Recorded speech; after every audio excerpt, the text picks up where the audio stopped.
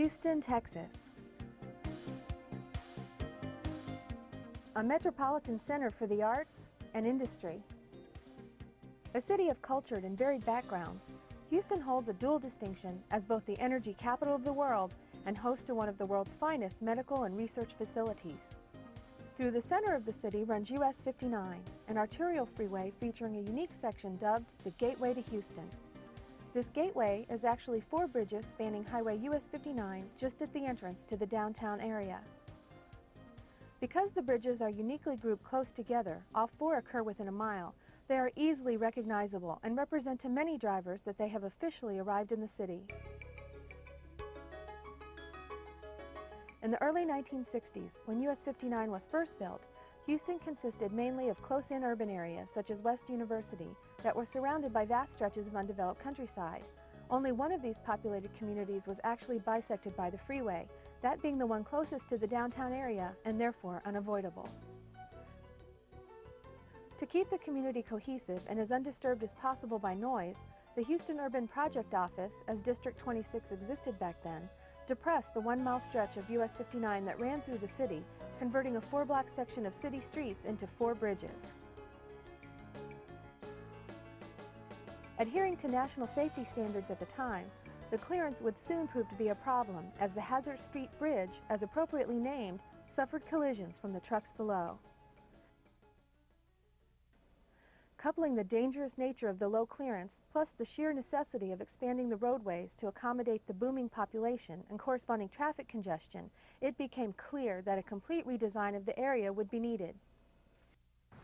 The design was to place an HOV lane down the middle of the freeway and also replace the roadway surface. Tide arch bridge design was considered so that we could have an unsupported span length from side of freeway to side of freeway without any supports out in the middle, which would have conflicted with the HOV lane. We couldn't raise the bridge because of the additional right-of-way expense, but we still needed to increase the clearance underneath the bridge over the 14.5 foot to at least the minimum of 16.5 foot.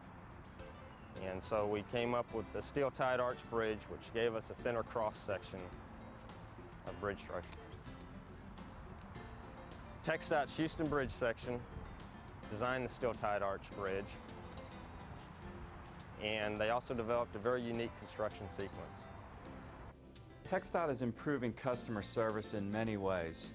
First of all, we're incorporating into our designs features that allow us to construct bridges over main lane traffic during a weekend closure. This minimizes the impact to the traveling public beneath. Additionally, it allows the contractor to perform his work free and clear without the hazards of the traveling public, and it's just a win-win situation for both the contractor and the public. Additionally, we're also entering into an arena of providing a sense of community and in implementing some aesthetic features into our structures that basically bring the community together instead of separating them through our project. And what this all does is it just creates a more positive relationship between TxDOT and the surrounding communities. Instead of an adversarial relationship, what we have is a community and a bonding relationship.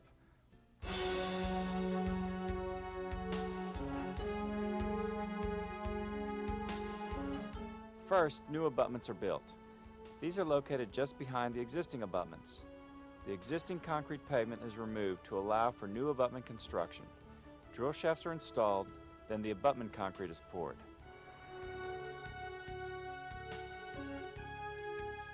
Next, the steel framework of the arches are erected using the existing bridge deck as a working platform. The arches are delivered in segments and held in position using temporary falsework to facilitate splicing operations. Horizontal braces are installed between the 2 arches. Cross bracing is then placed between the horizontal pieces. The final step of the steel erection is to install the hanger cables. Once the steel erection is complete, the existing bridge is ready for demolition.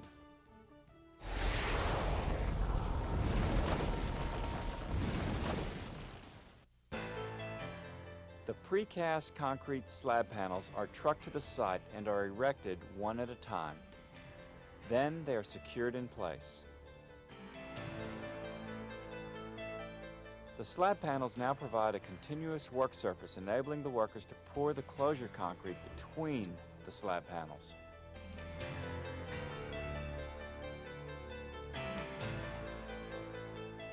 Next, the slab panels and steel tie beam are stressed using the embedded ducts. The pre-stressing of the arches provides added strength and continuity to the structure. A concrete overlay is poured on top of the precast slab panels. Then the tie beam is encased in concrete.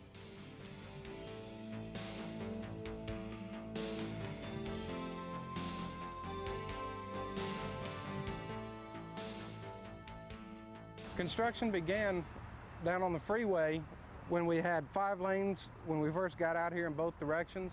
We took 1 lane from them during our first initial work, put them down into 4 lanes and put them to the outside of the freeway so that we could remove a raised median that was running through the center of the freeway.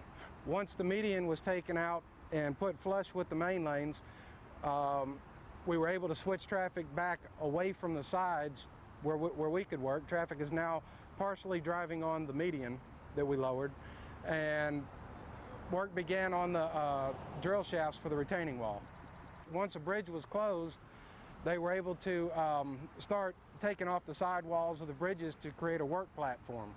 The erection beams came along and we set them into place, put the knee joints in location, 2 on one side of the bridge, 2 on the other, to allow us to put a cross brace to hold up the knee joint portion of the arches. Once the knee joints on one side were completed, we began on the other side, tied those off with a cross brace, and then set the center section of the arches. Because the bridges were to be imploded, the entire freeway needed to be closed. There was no practical way to remove the bridges in sections over a long period of time. Therefore, a 2-day weekend closure was the only solution. During this closure time frame, the bridge was demolished, the debris removed, and the precast bridge panels bolted to the arch supports. A massive media campaign ensued to inform the traveling public of the closure of US 59. This information blitz, coupled with the efficient traffic control plan, made for a successful closure.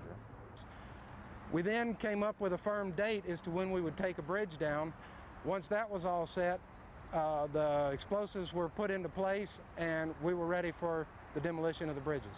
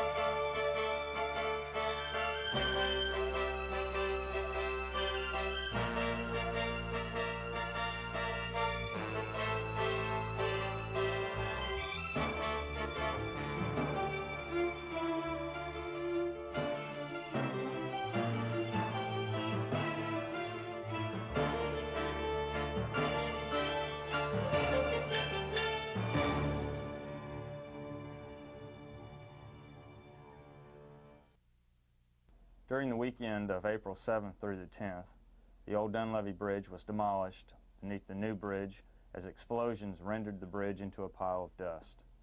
Also in April 2000, steel erection began on the Mandel Street Bridge. 2 months later in June, the Mandel Street Bridge was demolished, followed by the Woodhead Street Bridge in July and the Hazard Street Bridge in August. These 4 bridges are strategically located just south of downtown and transport travelers to Houston's growing cosmopolitan sector. Each bridge is 228 feet across and carries 2 lanes of traffic and parallel sidewalks and bike lanes. The Houston Gateway was constructed as part of a $32.5 million reconstruction of US 59 Southwest Freeway from east of Shepherd to east of Mandel Street inside the Houston Museum District.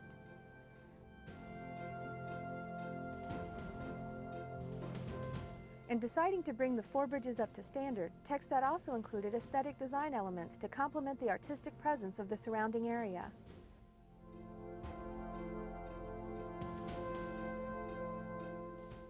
Within a short distance of each other, there are several major art galleries and museums: the Museum of Fine Arts Houston, the Museum of Contemporary Arts, and the Museum of Natural Science.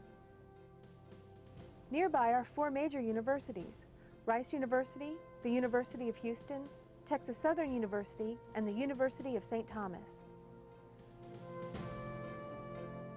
Flanked by the Museum District and the Medical Center, Herman Park, as the city's primary recreational center, housing both the Houston Zoo and Miller Outdoor Theater, is located midway between the 3 largest centers of employment in the Houston metropolitan area. Each day, hundreds of thousands of people converge on the Texas Medical Center, the nation's largest medical center and Houston's largest employer, which lies immediately to the south. To the north is downtown, the area's 2nd largest employer, and to the west lies the Galleria Greenway Plaza Uptown Houston area, a district known as the city's 3rd largest employer. The decision to place emphasis on the aesthetic design of the bridges was based on feedback provided by various neighborhood associations, as well as meetings conducted by the Southwest Alternative Project, or SWAP. It's a very eclectic area, passionate about quality of life, passionate about the environment, passionate about aesthetic finery, and truly the most beautiful area of Houston. Once TxDOT and the surrounding neighborhood agreed on some of the aesthetic features to be incorporated into the design of this section of freeway, we partnered with the architect and implemented some of these details in the construction.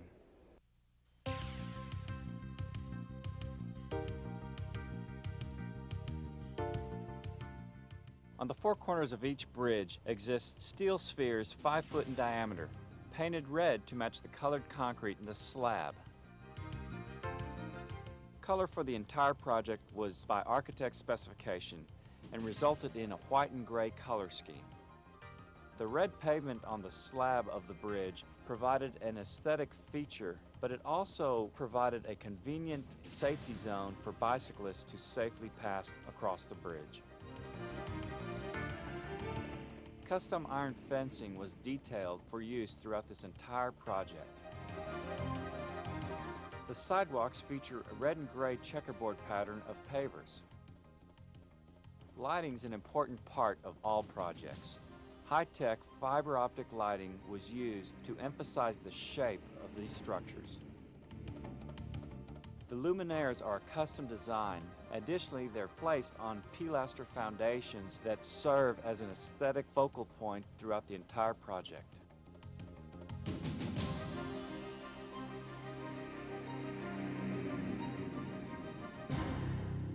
Everyone who comes to Houston travels between downtown and the Galleria. It's the city the world sees.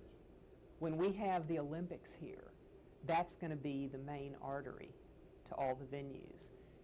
This is the gateway to Houston, and it's not just the cultural gateway, it's the economic gateway. It's an important thing.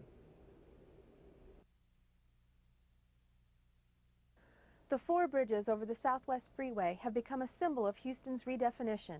The gateway to Houston is not a result of just one person or element, but the cooperation of multi-talented, very diverse people working together with a vision and a common goal. I think the bridges, the way they've turned out, really look good. Originally, we were kind of a little skeptical. They were orange in the beginning, and a lot of people said they liked the orange portion of the bridge, but that was just a primer coat. And we told them that we were going to paint it, which is really a gray with a white. and the caps are gray, the white being the main portion. Overall, I think it really looks good now. I think this has really been a benefit for me to get the experience on putting this project in place. This project elevated us into a new arena of respect in the sense that we were able to accomplish a fast-track design that implemented those fast-track construction techniques that was tailored specifically to the site. And we've had comments from people within the bridge design environment commenting that that was such a smart plan. And what it did is it put everybody on notice is that TxDOT is moving forward towards implementing fast bridge construction techniques to minimize disruption to the traveling public. I really like the finished bridges. They're artistic, they're colorful, they were unique to build, and they're unique to look at, and they fit well with the community. To build these bridges was very challenging. I don't know if I'll ever have an opportunity to build another one like it, so I've really enjoyed doing what I did with these bridges. And every time I drive under them, I can look up and say, I built that.